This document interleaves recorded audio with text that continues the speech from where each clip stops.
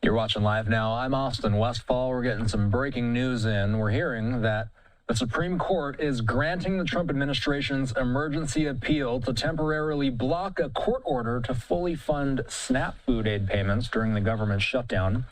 We're hearing from the Associated Press that a judge had given the Republican administration until Friday to make the payments through the Supplemental Nutrition Assistance Program, or SNAP. But the administration asked an appeals court to suspend any court orders requiring it to spend more money than is available in a contingency fund, and instead allow it to continue with planned partial SNAP payments for the month. After a Boston appeals court declined to immediately intervene, Supreme Court Justice Ketanji Brown Jackson issued an order late tonight pausing the requirement to distribute full SNAP payments until the appeals court rules on whether to issue a more lasting pause. Jackson handles emergency matters from Massachusetts. Her order will remain in place until 48 hours after the appeals court rules, giving the administration time to return to the Supreme Court if the appeals court refuses to step in.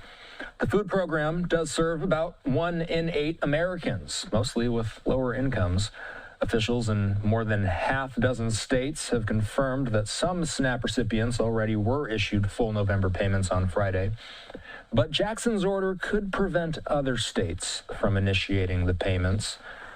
This is something that we're going to continue to track over the weekend. Again, we're hearing from the Associated Press that Jackson's order will remain in place until 48 hours after the appeals court rules. This gives the Trump administration time to return to SCOTUS if the appeals court refuses to step in.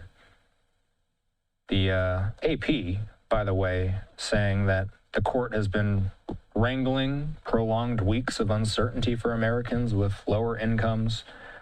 One person can receive a monthly maximum food benefit of nearly $300.